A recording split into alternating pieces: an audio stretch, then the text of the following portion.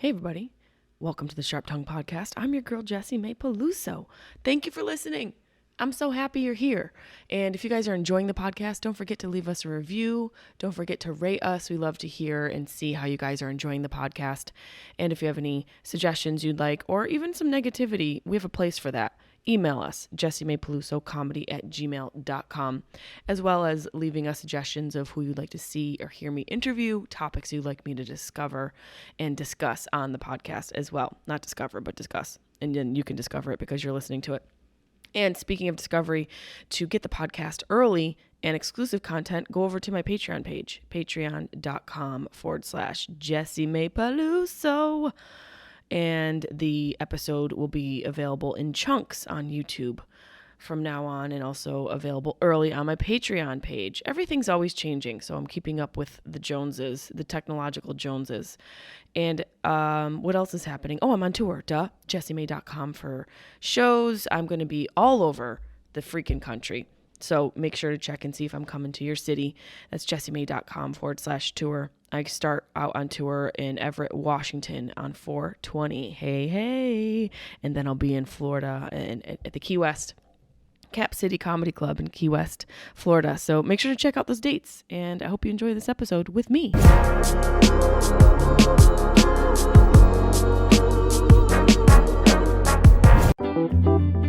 Sharp Tongue Podcast. Beep, beep, beep, beep, beep. You're listening to the Sharp Tongue Podcast. I'm your host, Jessimae Peluso. It's a personal look. Well, it's not really a look because it's a podcast. I'm already fucking this up. This is kind of like a verbal comedy diary, a deep look into the crevices of my mind. It's gonna get dirty. You might cry. You'll probably laugh. Hopefully you'll laugh. The whole point is for you to laugh, but you also might cry. I talk about my family. I talk about farts. I talk about love, loss, comedy, how hard it is to make it in this biz. I'm a fucking professional. Each week it's something different. Sometimes I have a guest host. Sometimes it's gonna be a movie companion episode. Sometimes I just ramble about the bullshit I dealt with the week before. You never know what you're gonna get. It's raw, uncut, and funny. It's me. There we go. Hey everybody, welcome to the Sharp Tongue Podcast. How we doing? We have a lot to talk about today. I have show notes. We're doing notes. We've always done notes, but sometimes you see them, sometimes you don't. Well, they're here. A girl's got to keep herself in check. And first thing I want to say is at the end of the episode, I'm going to talk about the best psychic reading I've ever received. And it came through in an Instagram DM of all places. So that'll be at the end of the episode. But for now, did I bring I did. Okay. So I want to talk about snacks. Now, I'm somebody who snacks a lot. I don't know if you guys like to snack. I'm a snacker. I graze. I think if I were ever to come back in another life, it definitely would be as a cow or some sort of grazing animal because I like to eat all day long. That's not to say I don't love a big meal. I love a big meal. I love sitting down to a big meal with friends. Not too many because let's be real, the more people that are there, the less quality time you get. And I get a little bit of anxiety around groups of people, whereas if I'm with a smaller group, it feels better. So I love a good meal. I love the bread. My dad always used to yell at me about the bread. He'd always be like, babe, you're going to fill up on the bread. And I'm like, Dad, I'm not going to fill up on the bread. I'd always fill up on the bread. You're not a human being unless you fill up on the bread. And also, what's going on in restaurants now? We're not getting bread. Why aren't I getting bread? Do you know bread is actually like a palate cleanser? So how am I going to be able to enjoy this second course if I don't have my bread palate cleanser here at Sharky's Mexican restaurant? I want bread everywhere I go. It's a major problem. But besides eating meals out with friends, I love snacks. I freaking love them. I have a whole snack cabinet in my house. Now, my snacks are probably more boring compared to other people's snacks. You know, other people's snacks have a lot of fun stuff in them, like Red Dye 5. Mine doesn't. Mine has boring shit in it, like organic cane sugar. I want to walk into oncoming traffic. That this is an ingredient that is in a snack of mine. Well, I made a mistake. A little ASMR for you. I made a mistake. I made a snack mistake.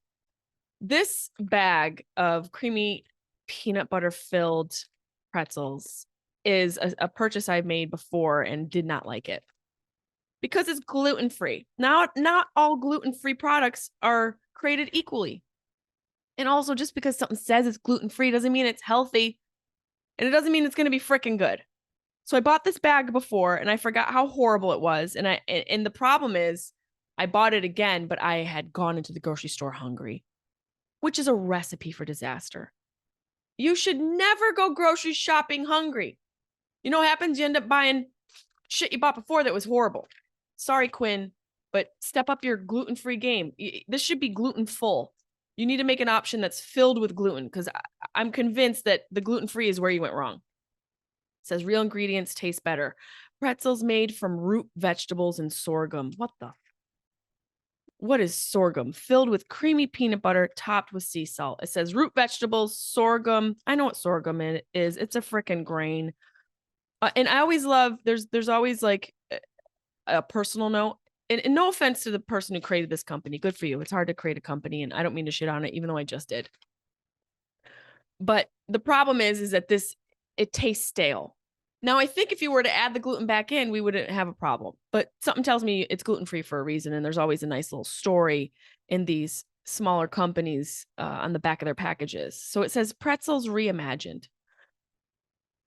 I'll get to that after I read the message so I can dictate how much of a jerk to be, and I think I'll just be less of a jerk. When my son Quinn was born, now see, this I should have read the bag first, because if this goes into if the kid got sick, I'm deleting all this. If something's wrong with fucking Quinn, I'm gonna be really upset at myself. When my son Quinn was born, I set out on a mission to clean up my favorite childhood snacks. Okay.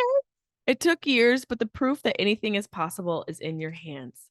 The proof that anything is possible is in your hands, Christy. Well, I'm sorry, Christy, that I shit all over these pretzel nuggets.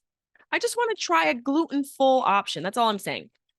And I'm not 100% convinced on the gluten-free thing, but I will say there are certain products that when I eat them, I get all. You guys have that where you like drink a beer or even some pretzels and you eat it and your whole head feels filled and you have a headache? That's probably the gluten, but I grew up on gluten. I'm fine, right? Let's try these again. Let me just see. You hear that crunch?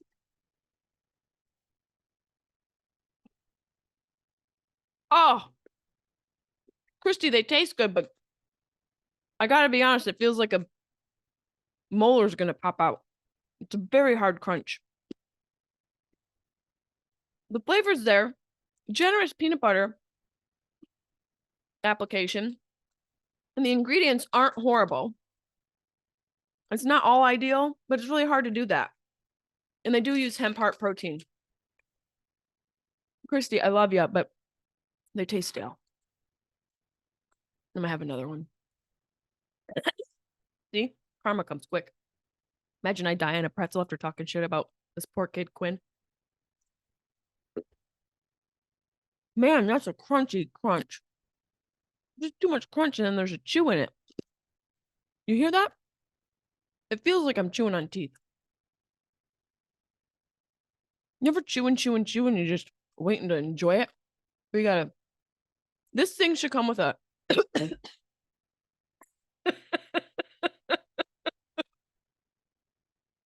It's the devil coming for me. These snacks should come with a Surgeon General warning.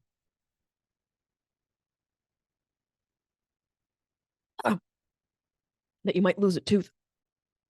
Real, I mean, that's a.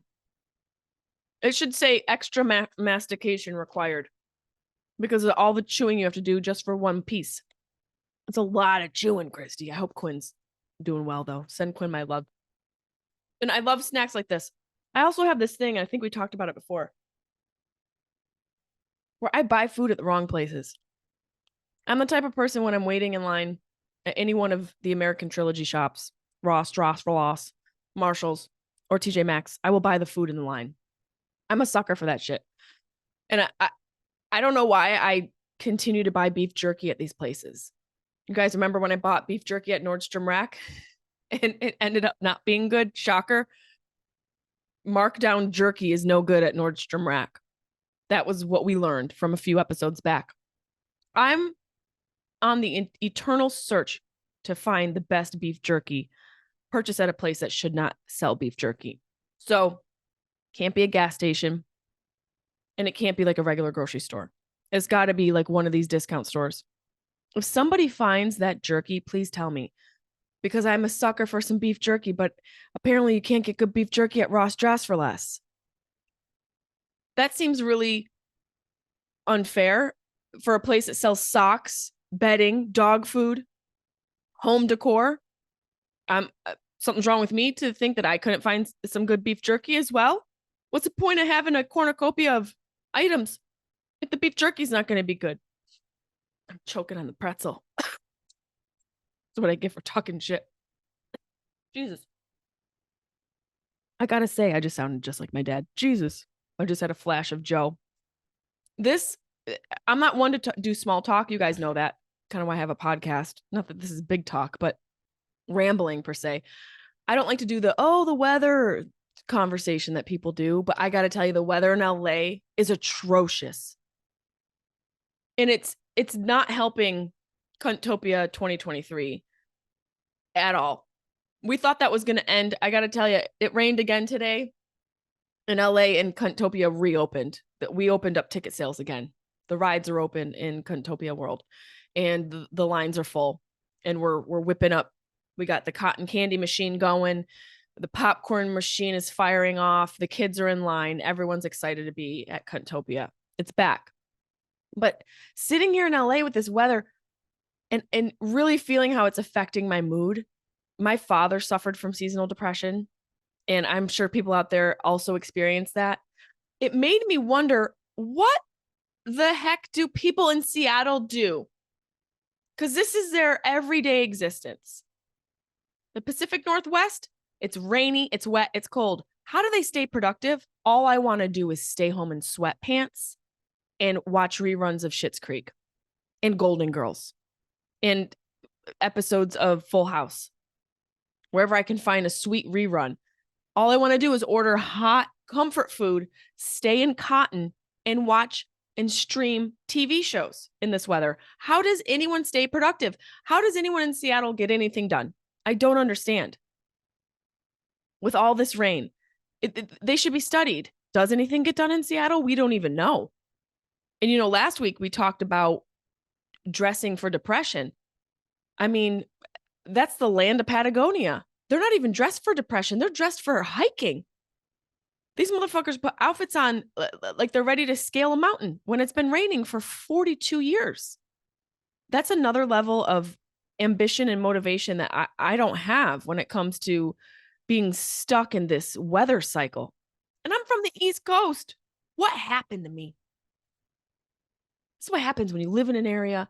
It can really fuck up the flow. I'm a quote unquote New Yorker. Upstate New York, which makes up the chunk of the state. Everyone acts like New York City is the darling. Well, I hate to break it to you that upstate New York is the larger mass of the state. Everything else but New York makes up the entirety of the state. New York City is just a teeny little sliver. But I do consider myself a New Yorker, an East Coaster per se. I grew up in this weather. Let me tell you, nobody gets anything done. You know what gets done? Drinking and domestic abuse. That gets done. And back in the day, we'd roller skate like a motherfucker. We'd take laps and laps and laps and laps around the roller rink. That's what we got done. That's why it's probably great to have skilled trade popping off in those types of states where the weather is so inclement, because you don't want to do anything else. So you just stay in that cycle of misery because there's no sun to give you any hope. So it's probably easier to have people work in these factory jobs in places like that because the weather in the factory is the same as the weather outside. It's a scam. It's a real scam. Out here in LA, we've got Silicon Valley. People are riding scooters in the damn offices. There's no roof in the fucking building of the office. Google's got bars and puppies and massage therapists. It's not real work out here. Nobody works a real job where it's sunny every day. Are you kidding me? This is a land of dreamers. And I'm pissed that this weather has stuck. It's really messed me up. So I'm just wondering, how do people get done? How do people get things done in areas where the weather is like this all the time? Because I am feeling it. I am really feeling it. I am dragging ass. It takes a lot more motivation. And I just don't know what happened to me. Or maybe I was not motivated living in Syracuse, and that's one of the reasons why I got out. But coming to LA, it's such a different energy out here. And look, I've got a hoodie on. When I wear hoodies, you know I'm not feeling 100%. It's not to say hoodies aren't comfortable and cute, and you can make a really cute hoodie outfit. I do have a couple coordinates. Amazon sells a really cute coordinate champion hoodie and sweatpant coordinate that I have lived in, but it's like stylistic and stylish and cute. It's not like completely giving up hoodie. This hoodie, if I have got my Lady Gaga Enigma hoodie on, I'm probably not going to leave the house for a week. So I'm literally in the point where I'm dressed for depression again from last week. That's not to say I don't feel depressed, but this weather's making it tough. Oh, this weather's challenging. But I hate to talk about the weather. But the weather put a damper for me this past weekend because I went to the farmer's market. I fucking love the farmer's market. And this is where I like to do a little overheard segment because there's a lot of ridiculous things you can overhear in a farmer's market. And I think we kind of talked about it before, what kicked this off for me wanting to do an overheard at the farmer's market segment on the podcast. I think we spoke about it. I feel like I brought it up, but if I didn't, I'm going to bring it up again. What inspired this was I was at the farmer's market months ago, and I heard a woman go, Dashel, honey, don't put that in your mouth. You're going to choke. What was his name?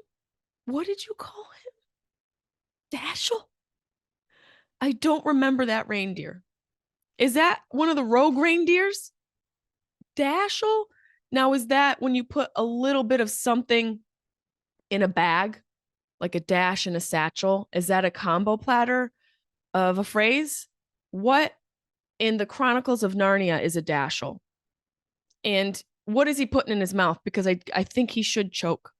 I think for the sake of his own survival, he should choke. Because with a name like that, he doesn't have a shot. What's he going to do?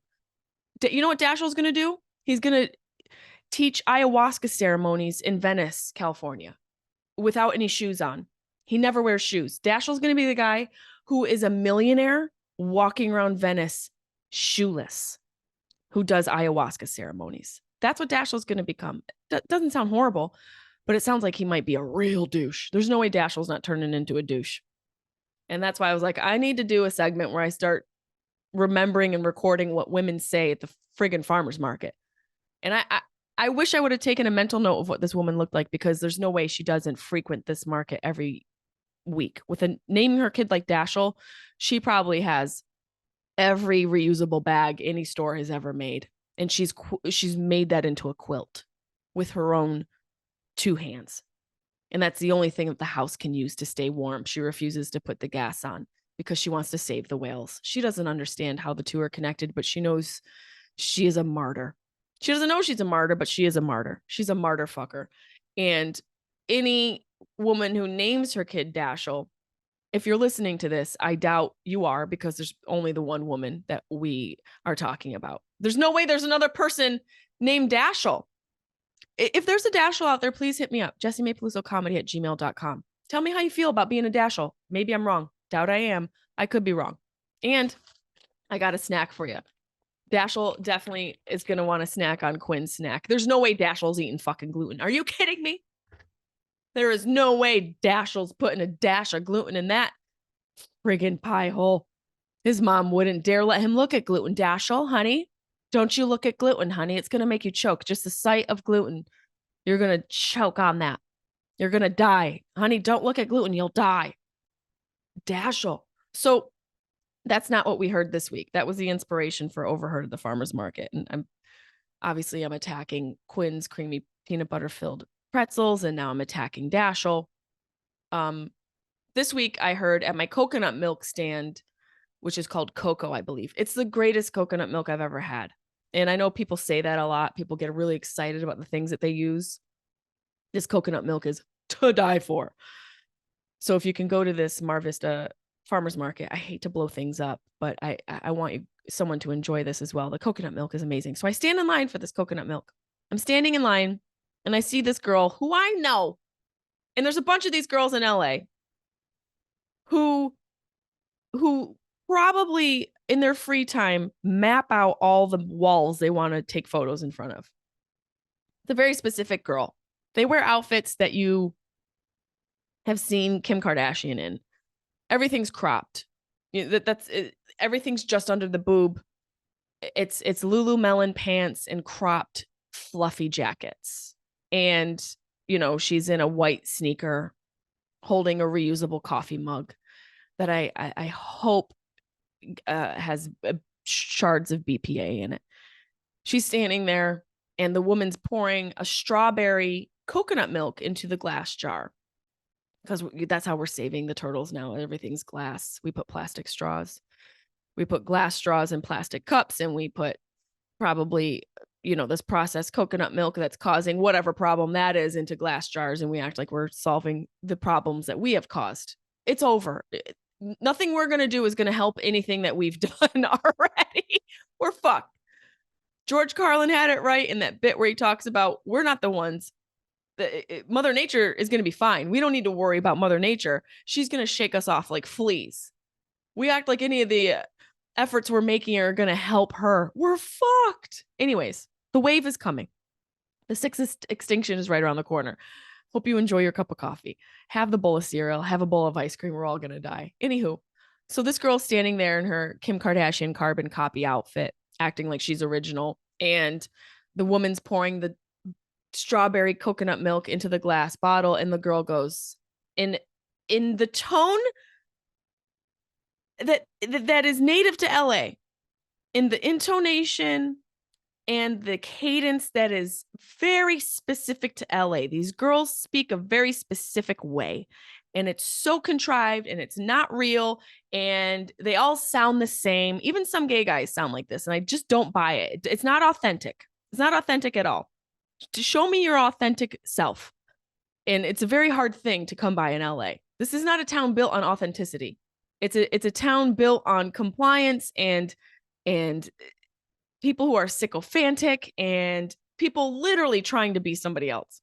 So this girl in this whole outfit, Kim Kardashian carbon copy, looks at the woman pouring the vanilla coconut milk, and she goes, "That is gorgeous."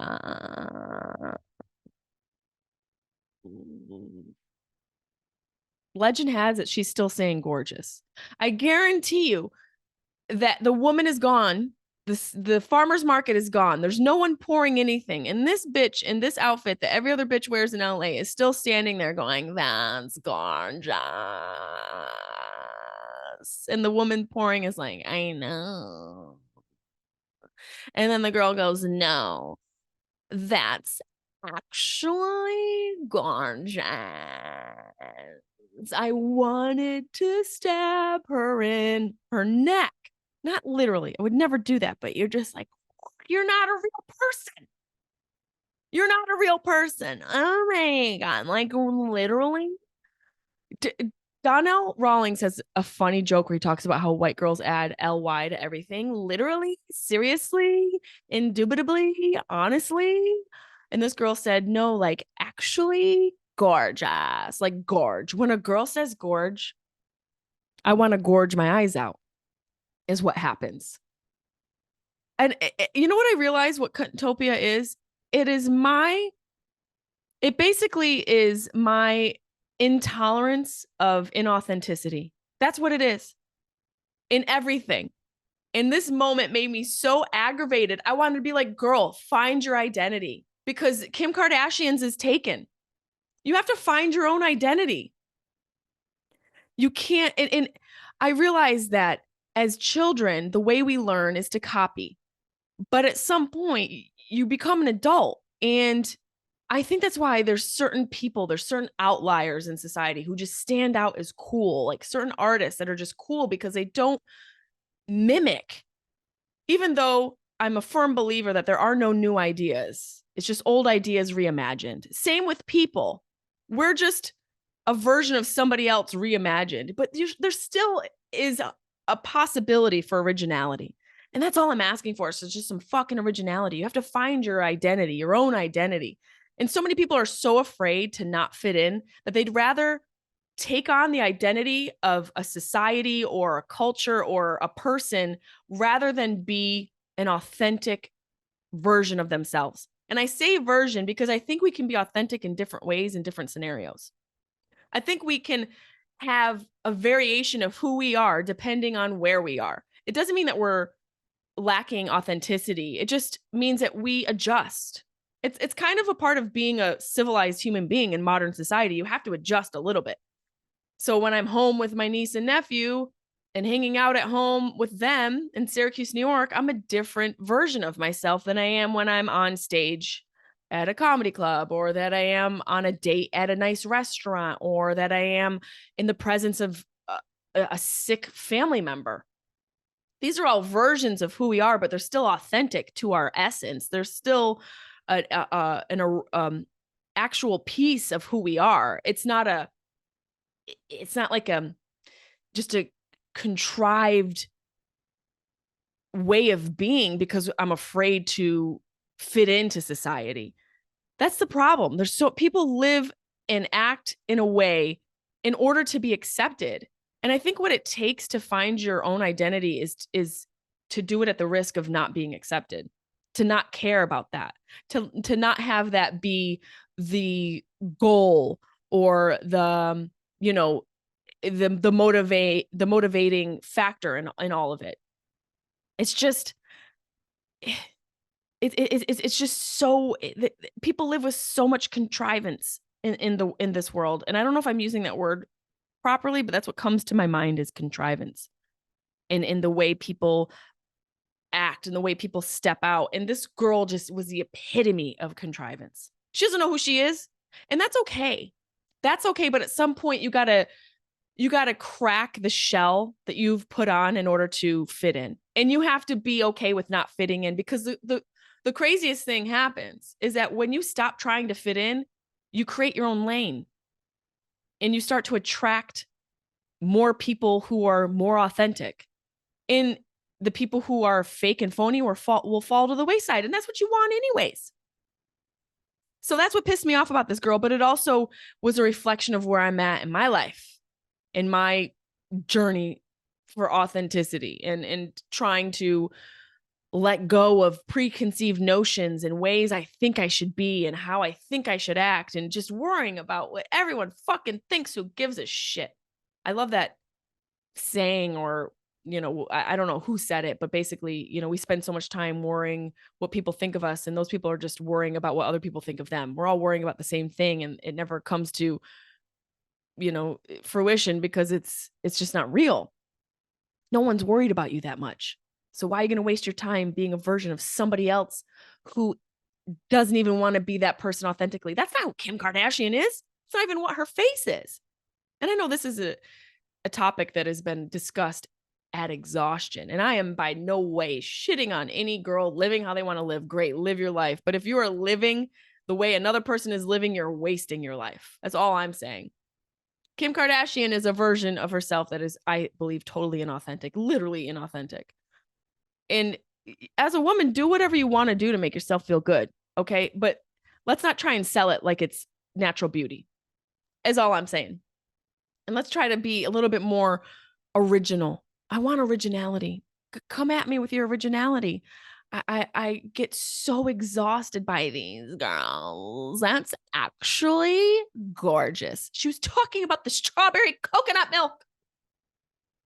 She thinks strawberry coconut milk is gorgeous? What? It was a pretty color. I will say that. It was a pretty pink. But just say that. That's a pretty pink. That's actually gorgeous. So it made me think of this video that I saw. And I don't know where this is from. I don't even know if we're going to be able to play it, because honestly, YouTube likes to tag you for everything. But it's a clip of a girl. Let's see if I can play it low. So it's a movie here, and it's from Louder Milk. Has anyone ever heard of that? 2017. I haven't seen it and I want to watch it. But basically, it's the same thing in conversation we're having. So I'm just going to play a little bit of it. If we have to get rid of it, I'm sorry. I'm putting the video up, and let's just put the audio up. I'm being stupid about this. What can I get you? I'd like a large coffee. Okay, so hot coffee. Hot coffee. Okay, room for cream. Totally leave room for cream. Why are you talking like that? Why are you talking like that?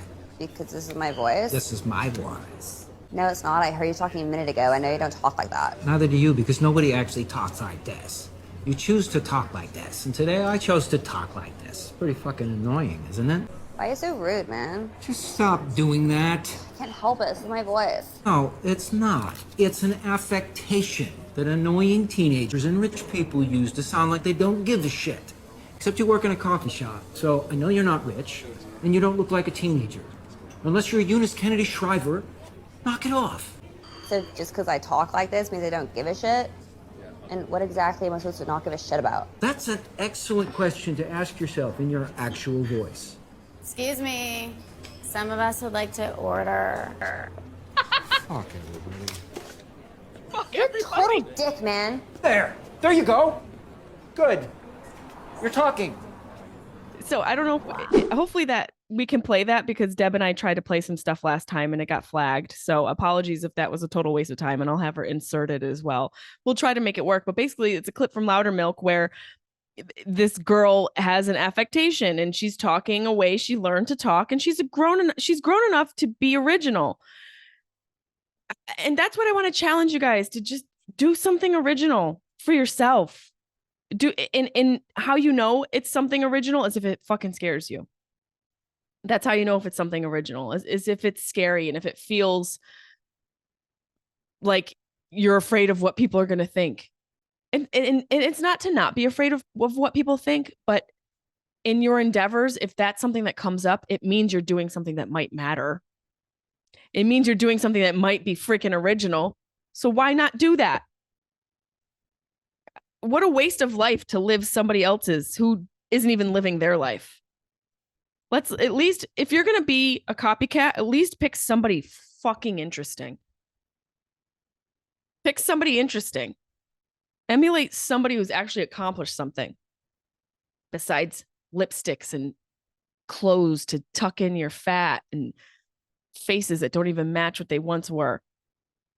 I love everybody. This isn't the end of the podcast, but it was my grievance for the past week. That's gorgeous. You can't deny how annoying it is, and I'm doing an interpretation of it. Imagine it in the wild. That's, you know what we need? We need David Attenborough's recap of LA women in the wild. Behold, the native LA female as she gallops across the street in her Lululemon pants. Holding a cup of coffee and saying things like literally and actually. She's hoping to attract a male so she doesn't have to put any effort out forth into the world.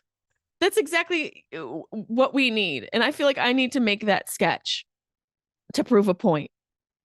I really hope that I wanted Cuntopia to end, but now I feel like I'm tapping into something authentic. So I wanted to do a letterbox review of the movie Megan. I don't know if anyone saw Megan. It's with who's that anchor? Let me just pull it up. Megan movie. We'll get the cast.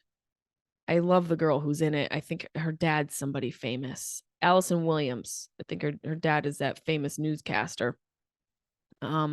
She's been in a couple fun stuff, a couple fun movies, and I enjoy her acting. And so I thought it would be interesting. So Megan is this movie. It's basically like almost a version of Chucky. And that's a spoiler alert. It's an all-female cast, and even the Chucky doll is a female as well. And it's just, the doll looks like a combo platter of Annabelle and Angelina Jolie. Spoiler alert. I will say it was worthwhile watching because it was so ridiculous. It was absolutely ridiculous. And we're going to get into a couple of their reviews, but I want to tell you what I thought of it first. And this will be a spoiler alert. It already is. It's a creepy doll that this girl makes. She's trying to, I don't know, find love. That's what we're all looking for. She's just trying to find acceptance, and she does it in this version of a creepy doll. It's basically like a AI for parents who don't want to raise their children. And it's like, how much do you hate your kid to have a creepy robot babysit, is what I thought. This isn't, it's a question that I raised before. Do you want to be a parent or do you want to be a mom?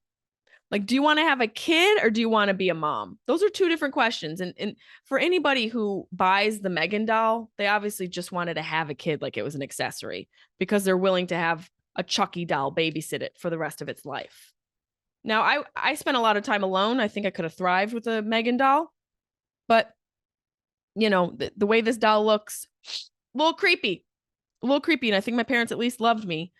And, the thing that was frustrating about this movie is in the beginning, the main character's sister dies. And there's no grieving. Like, I get we are supposed to assume that happens, but we don't see her grieve at all. Like, she picks up her kid and she went back to work. And there was no concern about like the family dynamic or anything. This girl just picks up the kid, goes right back to work. Maybe that was her way of grieving, but as a person who's grieved, I'm like, this isn't realistic. She literally picks up her kid after her sister dies and was like, all right, well, I have to go to work. I would be like, all right, your mom is gone forever. I don't know, I'm going to do this. Like, there'd be some realistic emotion.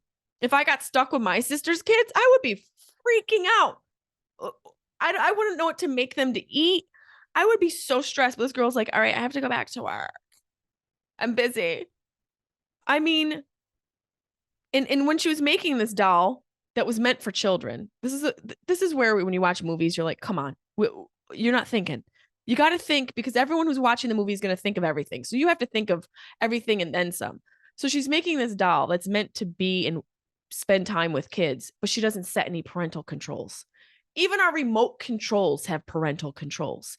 Even our music streaming platforms and our movie streaming platforms have parental controls. I find it hard to believe that she didn't set any parental controls. How convenient, because that allowed another storyline to be driven. And I don't like that. I don't like when they leave out rules in order to just push the story along. Like, no. We need parental controls. Figure out a way for the parental controls to mess up, but don't leave those out, because then you just look stupid. And the other thing that was unrealistic is, here's this doll who looks like if the Bride of Chucky and Angelina Jolie had a kid, and the neighbor is seeing it for the first time, and she's just having a conversation with her like it's normal. She's just talking to this doll over the fence. I would be, I would go inside and get something flammable and a flame, and I would set that thing on fire and deal with the ramification after. There's no way I would be able to sleep next to my neighbor knowing that they have this demonic Annabelle and Angelina Jolie creature crawling around. There's no way. The neighbor's just so chill. Unrealistic. And there was another scene when the little girl was grieving and the doll started singing to her. Okay. And then this doll kept on singing. There were multiple scenes in this movie with this doll singing. And it's like the amount of times that this doll sang made me think that she was just trying to get a record deal the whole time. There were multiple scenes of this doll just like, and not just like lullabies. This bitch was Christina Aguilera. She was hitting the high notes. What are we doing here? Why is this happening? Why is this doll going for a Grammy? And then the other realistic thing, well, first of all, I was jealous because this doll had amazing brows. Like, she was microbladed to the gills. Microbladed. Walking through with the best brows I've ever seen.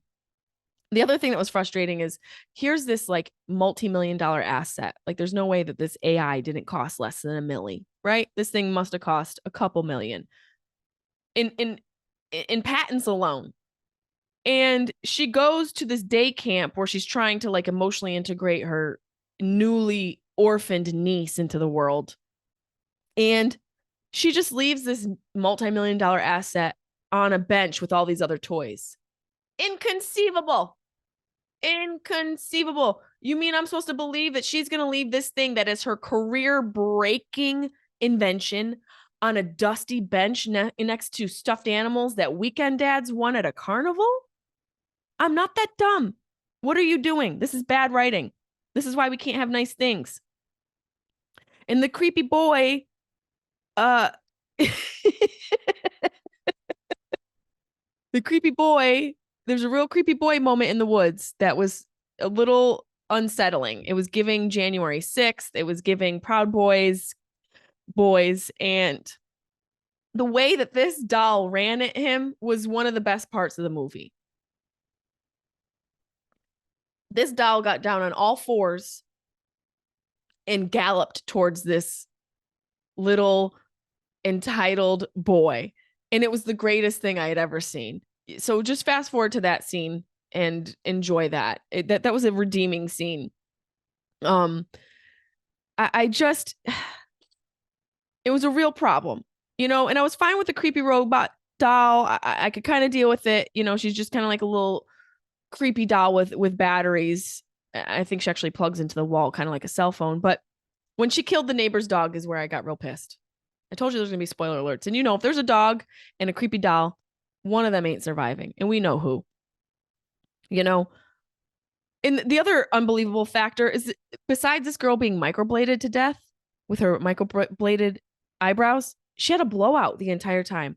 How does this doll have and keep the best makeup ever? Like, I get that everything's stationary on her face because it's a doll face. I've seen a lot of women in LA with faces like that. But the fact that her blowout stayed so fresh when she's galloping through the woods on all fours, it's like, girl, give me your, who does your hair? Can I get the number? Because I'm over here. I look like I've spent a week in the woods. And this is an effort, to get it to look like this. It just was, it was a lot, And when this little doll started up the McLaren, I'm from like 100 feet away. She like blinked her eyes and the McLaren started up. It was ridiculous. Come on. And then she's singing at the piano. Oh God. It was a lot. It really was a lot. The singing was intense. And then she was like, in this family, we don't run from trauma. What? Why is this doll doing a TED talk at the piano about emotional trauma? And why am I tapped into it? It just, the one of the greatest scenes, another spoiler alert, is when the doll's perfectly blown out hair, AKA her doll weave, got ripped off with a hedge trimmer. It was perfect. It really was perfect. But this movie's ridiculous, and I wanted to read through a couple letterbox reviews just to see. I haven't read these yet, so we're going to go straight through together. I love that this movie only introduces one other kid character, and the kid is so shitty that the entire audience is immediate like, fuck that kid. I hope Megan kills him good. Talking about the only other kid who was in, the punk kid in the woods, which is why he had to be that way. If he were nice, we wouldn't want Megan to kill him. So, let's see. She really thinks titanium is a lullaby. That's right. She sings titanium to this girl like a lullaby. It's so ridiculous. This other person says, I believe in Megan's supremacy. Creepy ass doll brought to life really well thanks to the effects work, modeling, and performance going into it. It really was cool CGI or effects work. I will say that for sure. Williams is a good lead here. That's what I said. Not amazing, but fun and enjoyable. But great review. Very honest. Let's see what this person says. After first watch, I find myself siding with those who called Megan a fleeting, entertaining meme at best. There's fun to be had once the film gets going and lets a titular doll kill things and spook the human characters. It has more on its mind than the average PG-13 studio horror film dumped in January's first week. Yes, a $12 million budget is used effectively, no matter how thinly stretched at times. But the film takes too long to become fun. The themes and implications and omnipresence in our lives and need for human connection in spite of it. It's terrifying. The terrifying things we consciously or subconsciously teach. Okay, this person's giving a full fucking review. I can't go on. Let's do another review. Look, I have nothing against PG-13 horror. I think Megan would be a good gateway for horror kids. Gateway horror for kids. You really think this is a good gateway horror for kids? I don't know about that. You sound like you don't have any kids. He gives this movie half a star. I think the movie didn't know who it wanted to cater to. I agree. Obviously, she had the Twitter beef with Chucky. So Chucky, as a Chucky fan, I thought, let's check it out. Yeah, I agree. As a Chucky fan, I'm like, okay, I'm gonna give Megan a shot. TikTok bullshit was I wrote in my notes. What? This is the part where you run. Oh, that's right. That's what she says in the woods when she gets down on all fours. That was a little cringy when she goes, "This is the part where you run," and then it kicks into like Skrillex music. Why the hell did Juan and Blum blatantly lie and say there was no R cut when there was just one big money grab? Embarrassment to horror. Ouch. Well, I will say it's worth a watch. It is entertaining, and the effects are pretty cool, but there's a lot of ridiculousness in it, and I probably spoiled most of it for you. Let's do a couple calls. Before we get to that, a reminder: I'm going to tell you about the greatest psychic reading I ever got. And then also, before we get into that, did I tell you guys that I got another email about redoing my bedroom, this time from Target? I talked about it. I haven't really Googled anything. I've only mentioned it a couple weeks ago, and now I'm getting emails about redoing my bedroom from every place I shop at. This is why America goes broke. Not because I can't say no, but because I'm getting emails, unsolicited emails, and I won't have it. Okay, let's do a couple calls. Let's see what we have. I know I checked today that we had some fans call in. If you guys want to call into the podcast to have your message left and played for the podcast, it's 513-916-0930. See what we got here.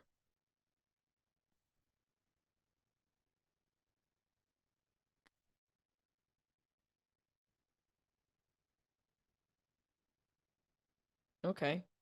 Are we going to play? There we go. Speaker. There we go. Oh my God. Why don't you want to play? Good morning, Jessimae. It's Evie. I'm calling from freezing cold Syracuse on a Saturday morning. I actually just listened to How to Heal a Broken Heart podcast that we did this week, and I was laughing because somebody wrote in and said, why did it take so long to smash the pinky toe? And it reminded me, about a year ago, I wrote this thing about your pinky toe.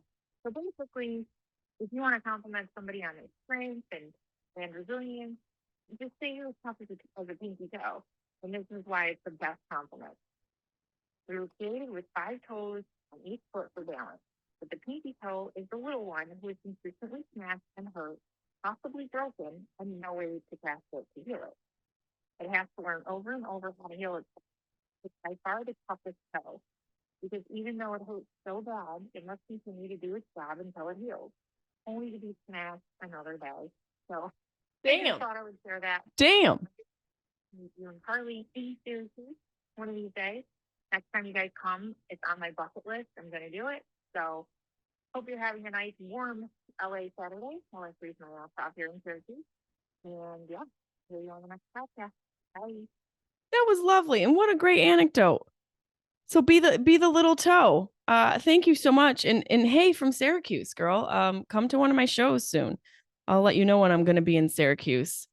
But yeah, I've broken my pinky toe about 4 times, so I'm good. I hope they can find a way. I love that. They're like, we basically can create and be able to transplant uteruses, but we don't know how to fix pinky toes. No biggie. Let's see what we got here. Hello, Jesse. I mean, it's Brandon. Brandon called in a couple. I actually love the podcast. This guy's stoned, right? There's no way this guy is not. Is he stoned or did he just wake up from a nap? I'm more about you just talking about the day and talking about speaking your mind, other than trying to be the doctor. But since you're the doctor on women, I think I got something. Okay, so since he has a Dr. Peluso one, I'm gonna save this for a Dr. Peluso episode, which this is not. So I'm gonna save this call for this guy. Let's see what we got here. One more. We'll do one more. We'll see what this one is. Hey, Jesse. This is Brandon's man. I I felt myself in a. Okay, I think Brandon's having a moment. So we're going to put Brandon on the next episode. He has a very, very long email, and I want to be able to give it some attention. There's 2 messages from Brandon. So, Brandon, if you hear this, we'll get into this in the next Dr. Peluso episode, even though you said you like when I rant. This is a ranting episode. So we'll save that for Dr. P. And if you guys want to call in, don't forget 513-916-0930. And let's see, what else did we want to get into? Oh, so my psychic reading. Okay, my psychic reading before we get out of here. So I got this DM on Instagram and it blew me away. I'll read it to you. I see glory and blessings in you, and you are destined for greatness directly from birth. I have an important message for you, but I will need your honest permission to proceed because your ancestors have been trying to reach you by revealing some signs to you, maybe through your dreams or the repeated numbers you normally see: 222, 444, 1111, and 1515 around your environment. I also see your throat and sacral energy blocked. Whoa. I didn't even know I had sacral energy. I'm not even trying to mock. I'm gonna have to Google sacral energy. It feels like it's from the lower region. I know about the chakras, but I'm not sure where the sacral energy is originated. Kindly reply to me once you get this message with a picture of your right hand palm, my dear, if you want to know the message I have for you. Namaste. I do not want to know. The fact that my ancestors are hitting this chick up and they're telling them that my throat and sacral energy is blocked, why don't they tell me? Am I not getting the messages because my throat and sacral energy is blocked? Oh, now I got to look up sacral energy. I should have Googled this before. Sacral. Has anyone ever heard of this? Sacral energy. Sacral chakra. Here we go. Sacral chakra is believed to be the second chakra in the human body. It's thought to govern how you experience sexuality, creative expression, emotions, and more. According to most traditions, it's become blocked and unbalanced, as can other chakras in the body. It can become blocked and unbalanced. I mean, I feel like all my chakras are blocked, so it's probably not an inaccurate description. She says a healthy sacral, well, not she, this is Google, which may or may not identify as a female. A healthy sacral is characterized by feeling positive about your life, buoyant, sociable, by healthy habits. You enjoy your life completely, but have innate balance in it. An overactive sacral is also out of balance with too much energy in it.